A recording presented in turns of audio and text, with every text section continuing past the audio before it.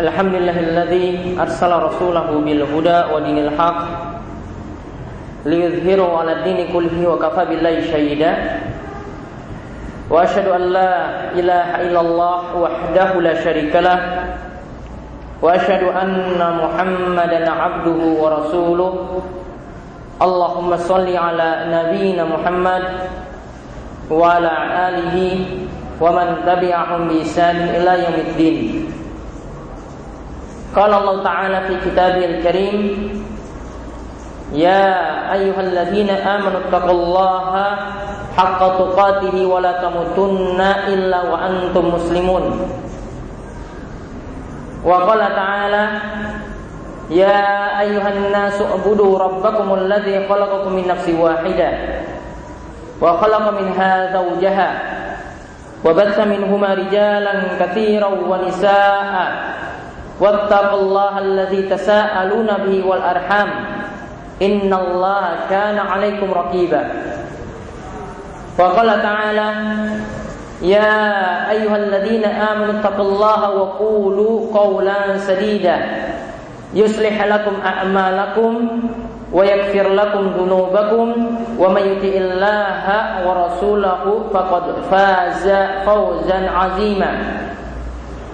Fa inna asdaqal hadithi kitabullah wa khairal huda huda Muhammadin sallallahu alaihi wasallam wa syarrul umuri muhdatsatuha wa kullu muhdatsatin bid'ah wa kullu bid'atin dhalalah wa kullu dhalalatin finnar. Masyiral muslimin, jamaah salat Jumat yang semoga selalu mendapatkan taufik dan hidayah dari Allah Subhanahu wa taala. Alhamdulillah, di hari Jumat yang penuh barakah ini, yaitu di awal-awal bulan Sya'ban, Allah Subhanahu wa taala masih memberikan kita nikmat yang dimana jika ada 3 nikmat yang terkumpul pada diri seorang muslim, maka dia berarti telah memiliki dunia dan seisinya. Sebagaimana sabda Nabi sallallahu alaihi wasallam yang diriwayatkan dalam hadis Ibnu Majah, dalam kitab Sunan Ibnu Majah, di mana Nabi sallallahu alaihi wasallam bersabda, man asbaha minkum aminan fi sirbihi mu'afan fi jasadihi indahu qutu yaumihi faka'annama jizat lahu dunya. Nabi SAW itu bersabda, barang siapa yang di pagi harinya dia mendapatkan rasa aman di rumahnya, yang kedua dia mendapatkan kesehatan badan, dan yang ketiga dia memiliki makanan di rumahnya pada hari itu, maka kata Nabi SAW, seakan-akan orang ini telah mengumpulkan dunia seisinya. Karena nikmat ini biasa kita dapat setiap saat. Dan kalau orang itu bersyukur dengan nikmat tersebut walaupun sedikit, maka dia pasti pandai bersyukur dengan hal-hal yang lainnya.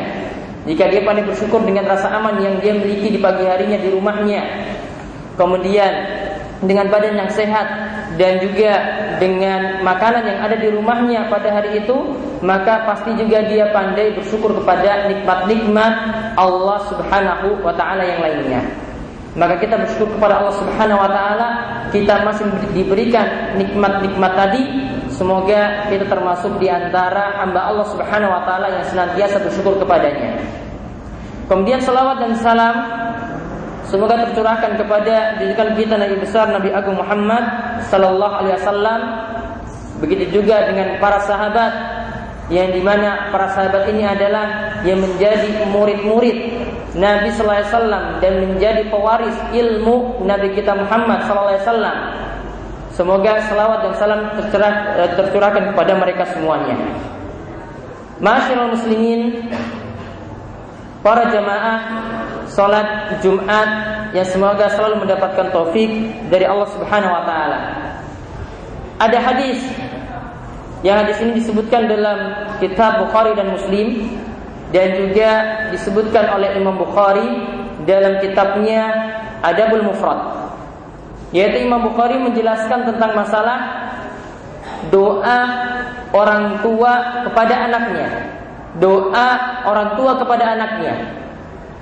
Ketika itu Imam Bukhari itu menjelaskan bahwasanya di antara doa yang mustajab, di antara doa yang mustajab, yaitu yang mudah dikabulkan, yaitu doa pada 3 orang. Yang pertama, doa dari orang yang terzolimi. Yang kedua adalah doa seorang musafir yang melakukan perjalanan jauh. Yang ketiga, doa dari orang tua, yaitu doa jelek orang tua kepada anaknya. Lalu setelah itu Imam Bukhari menyebutkan sebuah hadis dari sahabat Abu Hurairah radhiyallahu anhu, yaitu hadis yang membicarakan tentang seorang ahli ibadah yang bernama Juraij. Seorang ahli ibadah yang bernama Juraij. Nabi SAW itu bersabda bahwasanya ada 2 anak yang ketika itu masih dalam gendongan, artinya masih kecil, masih bayi. Yang itu ketika kecilnya bisa berbicara. Nabi SAW itu menyebutkan ada 2 bayi. Yang pertama adalah Nabi Isa alaihissalam, dan yang kedua adalah sahibu Juraij, yaitu anak yang nanti akan diajak bicara oleh Juraij. Anak yang nanti akan diajak bicara oleh Juraij. Kemudian para sahabat ketika mendengar Nabi SAW itu mengatakan tentang Juraij, mereka belum pernah mendengarnya. Maka mereka katakan pada Nabi SAW, ya Nabi Allah, wa ma sahibu Juraij. Wahai Nabi Allah, siapakah sahibu Juraij tadi? Yaitu nanti yang punya masalah dengan Juraij. Lalu siapakah Juraij? Maka di sini Nabi SAW itu ceritakan, Juraij kana rajulan rahiban fi sauma'ah, fi saumata lahu. Juraij itu adalah seorang rahib, yaitu pendeta. Yang namanya rahib di sini adalah orang yang rajin ibadah. Jadi dia meninggalkan urusan dunia, cuma kesehariannya berada di tempat ibadahnya saja, yaitu yang disebut di sini dengan sauma. Yang disebut dengan sauma. Sauma di sini adalah masjid bagi dia. Jadi dia kesehariannya beribadah di situ. Juraij kesehariannya beribadah di saumanya. Nah, ketika itu Nabi SAW juga menyebutkan di dekat Juraij, yaitu di bawah tempat ibadahnya, di bawah masjidnya Juraij itu ada seorang pengembala sapi, orang yang biasa memelihara sapi. Dan seringkali ada wanita yang datang menemui pengembala sapi ini, di mana wanita ini ingin berbuat mesum dengan laki-laki ini, dengan pengembala sapi ini, ingin berbuat mesum. Sehingga nanti dikisahkan dalam kisah ini, gara-gara perbuatannya dengan laki-laki ini nanti akan memiliki anak. Ya, nanti akan memiliki anak. Kemudian Nabi SAW ceritakan tentang Juraij. Nabi SAW itu mengatakan tentang Juraij bahwasanya suatu saat Juraij itu didatangi oleh ibunya. Ibunya memanggil Juraij, dan ketika itu Juraij sedang melaksanakan sholat sunnah. Dan ingat, kalau seseorang itu melakukan ibadah yang sifatnya itu sunnah, sedangkan memenuhi panggilan ibunya, maka seorang anak itu harus memenuhi panggilan ibunya. Ibadah yang sunnah tadi harus ditinggalkan. Beda halnya dengan perkara yang wajib, dengan ibadah yang wajib. Kalau saat itu anak tersebut sedang melaksanakan sholat sunnah, maka yang Islam ajarkan panggilan ibu itu lebih dahulukan, karena panggilan ibu itu lebih wajib daripada sholat sunnahnya. Maka ketika itu yang terjadi, ibunya itu memanggil Juraij, ya Juraij, Juraij, Juraij, kamu di mana? Dan Juraij ketika itu sedang melaksanakan sholat, yaitu dia sedang melaksanakan sholat sunnah. Lalu ketika itu dalam hatinya itu bimbang, ummi au sholati, saya milih ibuku, yaitu panggilan ibuku tadi, atau saya tetap melanjutkan sholat? Maka yang Juraij pilih, ya, dia tetap melanjutkan sholatnya, tidak memenuhi panggilan ibunya. Maka Di sini menunjukkan bahwasanya Juraij tadi seperti dikatakan dia itu adalah rahiban, dia adalah ahli ibadah, bukan orang yang berilmu. Seandainya Juraij seorang yang berilmu, tahu tentang penjelasan yang kami jelaskan tadi, bahwasanya ibadah sunnah itu bisa ditinggalkan kalau sedang dipanggil ibu, maka Juraij pasti lebih memilih panggilan ibunya. Karena Juraij ini cuma ahli ibadah, ya dia itu bukan orang yang berilmu, maka dia tidak tahu. Maka ini menunjukkan bahwasanya orang berilmu, orang yang mau belajar agama, yang paham tentang masalah tadi, tentu lebih utama daripada orang yang ahli ibadah. Nah, panggilan yang pertama, Juraij tidak menyaut panggilan ibunya, tidak memenuhi panggilan ibunya, dia terus meneruskan sholatnya. Ibunya memanggil lagi pada panggilan yang kedua, ya Juraij. Ya, keadaan yang sama, dia tetap melanjutkan sholatnya. Dia bimbang, saya memilih ibu ataukah sholatku, dia tetap melanjutkan sholatnya. Kemudian yang ketiga juga sama, dipanggil lagi, ya Juraij. Wahai Juraij, di mana kau? Ya, Juraij juga tetap melanjutkan sholatnya. Dia dalam keadaan bimbang, dia memilih sholatnya ataukah panggilan ibunya, dia tetap melanjutkan sholatnya. Maka ketika itu, apa yang terjadi? Ibunya mendoakan si Juraij. Tapi doanya sini bukan doa yang baik. Dia mengatakan kepada Juraij ketika sampai panggilan ketiga tadi, ya, si Juraij tidak memenuhi panggilan ibunya, dia mengatakan, la amatakallah ya Juraij hatta tanzura fi wajhil mumisat. Wahai Juraij, sebelum engkau wafat, sebelum engkau itu mati, maka suatu saat nanti engkau akan dipertontonkan di hadapan wanita pelacur, di hadapan wanita-wanita nakal. Ibunya doakan jelek kepada Juraij. Padahal tadi sudah kita katakan bahwasanya di antara doa yang mustajab itu adalah doa orang tua pada anaknya, baik doa yang baik maupun doa yang buruk. Maka ini menunjukkan bahwasanya semestinya seorang anak itu ya memenuhi setiap panggilan ibunya. Dia menyenangkan orang tuanya, meskipun tadi dia sedang melakukan ibadah, dan ibadah itu adalah ibadah yang sunnah, padahal sedang berinteraksi dengan Allah Subhanahu wa ta'ala. Dan menyenangkan orang tua itu bukan berarti cuma bisa memberikan mereka nanti kebahagiaan dengan kita mendapatkan pekerjaan atau sampai kuliah yang tinggi. Tidak. Membahagiakan orang tua itu bisa dengan memenuhi panggilan mereka setiap saat, tidak membantah perkataan mereka. Kemudian kita juga memberitahukan mereka ketika dalam masalah agama itu ada perkara-perkara penting yang mesti disampaikan pada orang tua, yang orang tua belum memahaminya. Sebagaimana Nabi Ibrahim itu juga memenasihati orang tuanya yang kafir, ya, maka kita juga perhatian dengan orang tua seperti itu. Kemudian kisah yang berikutnya, di sini dijelaskan bahwasanya di situ di saat Juraij hidup ada seorang raja. Raja ini, ya, dia melihat wanita tadi yang main dengan wanita nakal tersebut, ya, yaitu wanita nakal ini yang main dengan pengembala sapi tadi, itu kan akhirnya memiliki anak. Kemudian raja ini ketika melihat wanita tersebut, dia tanya pada wanita ini, ya, siapakah bapak anak ini? Ya, siapakah bapak anak ini? Mimman. Raja tersebut tanya, mimman, siapakah bapak anak ini? Kemudian wanita nakal tersebut itu menjawab, Juraij. Anak ini, ya, padahal tadi hasil kenakalannya dengan pengembala sapi tadi, ini adalah anaknya Juraij. Ya, dia katakan itu anaknya Juraij. Kemudian raja tersebut katakan, as-sahibu saumah, apakah yang Juraij yang punya masjid itu, yang punya tempat ibadah tersebut? Wanita tersebut kemudian menjawab, na'am. Kemudian raja begitu murka karena melihat bahwasanya kok bisa orang yang ahli ibadah kok bisa melakukan seperti itu, kok bisa berbuat mesum seperti itu. Maka seketika raja tersebut langsung yang memerintahkan supaya tempat ibadahnya Juraij itu dihancurkan dan bawa geret si Juraij ke sini. Maka seketika juga rakyatnya itu datang pergi ke tempat ibadahnya Juraij, kemudian menghancurkan tempat ibadahnya, menghancurkan masjidnya, bawa kampak menghancurkan masjidnya sampai masjidnya itu roboh, dan Juraij itu dibawa ke hadapan raja sambil ikat, dibawa ke hadapan raja. Kemudian ketika di hadapan raja,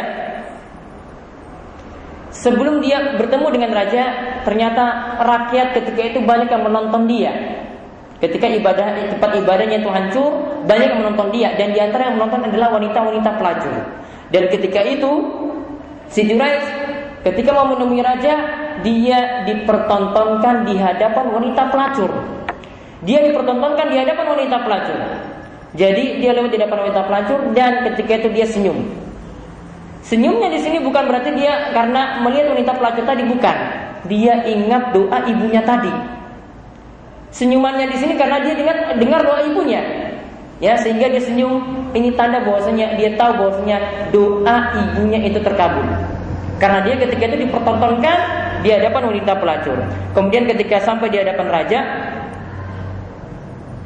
maka raja tersebut tanya kepada si Juraij, ini hasil perbuatanmu, maksudnya anak ini, apakah hasil perbuatanmu? Kemudian dia balik tanya, si Juraij balik tanya kepada raja, mata zoom, apa yang engkau bilang ya raja? Kemudian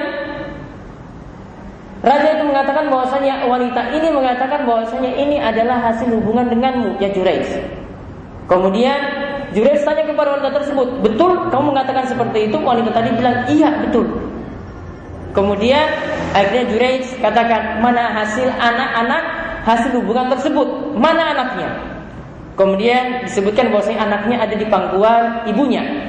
Lalu ketika itu si Juraij mengajak ngomong dengan anak yang masih dalam gendongan ini, yang masih bayi. Ya mungkin bayi-bayi yang lain tidak mungkin berbicara seperti ini. Dia ajak bicara anak tersebut. Dia tanya kepada anak ini, ya, man abuka? Siapa bapakmu? Siapa bapakmu? Ya, kemudian anak tersebut mengatakan, ya, yaitu bapak saya adalah pengembala sapi.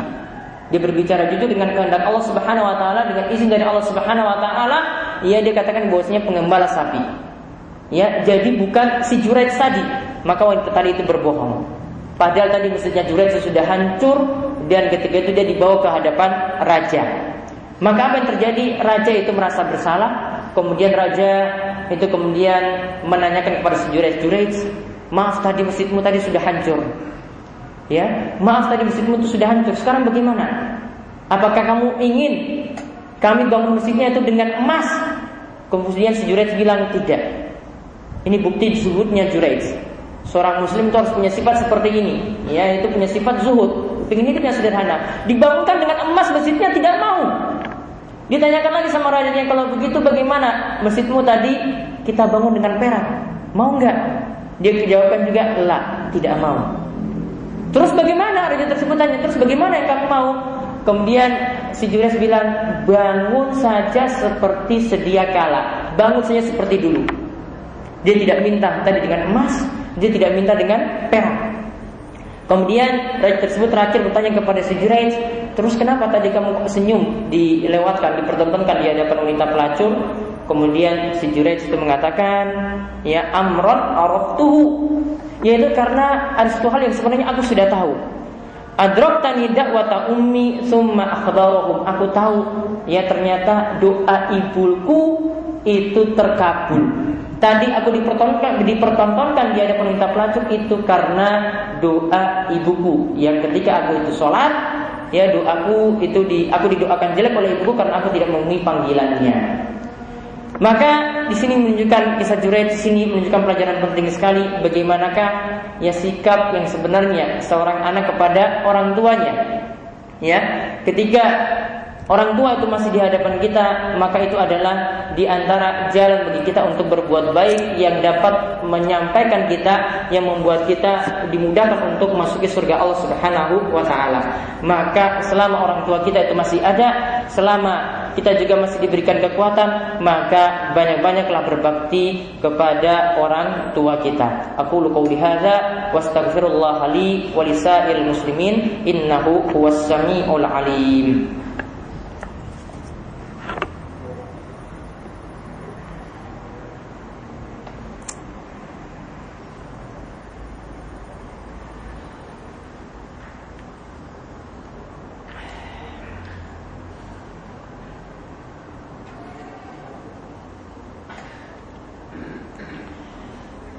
Alhamdulillahirabbil alamin hamdan katsiran thayyiban mubarakan fi kama yuhibbu rabbuna wa yarda wa asyhadu an la ilaha illallah wahdahu la syarikalah wa asyhadu anna Muhammadan abduhu wa rasuluh.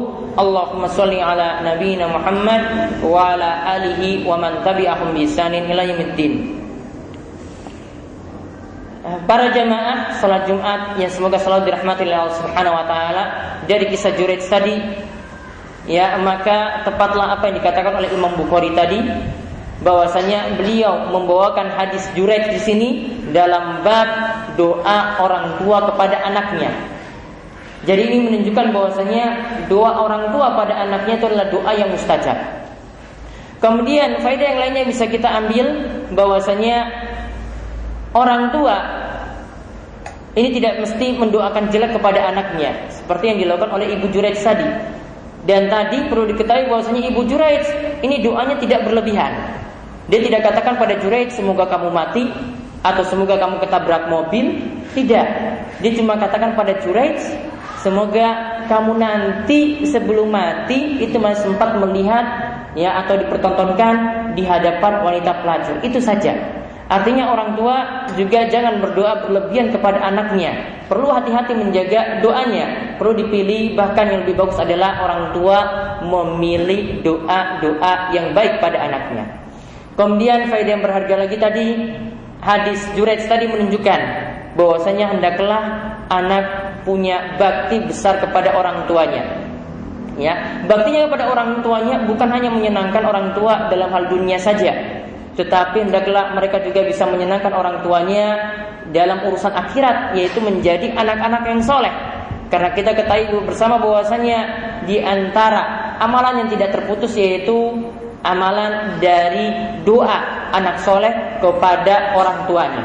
Jadi kalau anak itu semakin soleh, maka orang tuanya itu akan semakin mendapat manfaat. Dan ini adalah bakti yang luar biasa daripada anak tersebut. Makanya menjadilah anak-anak yang soleh, maka itu pasti akan membahagiakan orang tuanya di dunia maupun di akhirat. Maka moga Allah Subhanahu wa taala menjadikan kita di antara hamba-hamba Allah Subhanahu wa taala yang beriman kepadanya, yang bertakwa kepadanya, dan moga kita digolongkan sebagai anak-anak yang berbakti kepada orang-orang tua kita, dan moga kita termasuk golongan hamba-hamba Allah yang soleh, yang nanti juga membuahkan amal soleh yang bermanfaat bagi diri kita, keluarga kita, orang tua kita, dan juga masyarakat kita. Masyaallah muslimin rahimani wa rahimakumullah. Sebagaimana di hari Jumat ini Nabi SAW itu menganjurkan kepada kita untuk banyak-banyak bersalawat kepada beliau. Innallaha wa malaikatahu yusholluna 'alan nabi ya ayyuhalladzina amanu shollu 'alaihi wa sallimu taslima. Marilah kita memohon doa kepada Allah Subhanahu wa taala, semoga Allah Subhanahu wa taala itu mengabulkan doa-doa kita. Allahumma ighfir lil muslimina wal muslimat wal mu'minina wal mu'minat al ahya'i minhum wal amwat innaka sami'un qaribun mujibud da'wat. Allahumma qsim lana min khasyatika ma tahulu bihi bainana wa baina ma'siyatik, wa min ta'atika ma tuballighuna bihi jannatak, wa min al-yaqini ma tuhawwinu bihi 'alaina masa'ibad dunya. Allahumma matti'na bi asma'ina wa absarina wa quwwatina ma ahyaytana waj'alhu waritha minna waj'al tha'rana 'ala man zalamana wansurna 'ala man 'adana wa la taj'al musibatana fi dinina wa la taj'alid dunya akbar hammina wa la mablagha ilmina wa la tusallit 'alaina man la yarhamuna. Allahumma aslih wulata umurina. Allahumma waqfiqhum lima fihi salahum wa salahul Islam wal muslimin. Rabbana atina fid dunya hasanah wa fil akhirati hasanah wa qina adzabannar. Rabbana atina fid dunya hasanah wa fil akhirati hasanah wa qina adzabannar. Rabbana atina fid dunya hasanah wa fil akhirati hasanah wa qina adzabannar. Wassallallahu ala nabiyina Muhammadin wa ala alihi washabbihi wasallam. Aqimus shalah.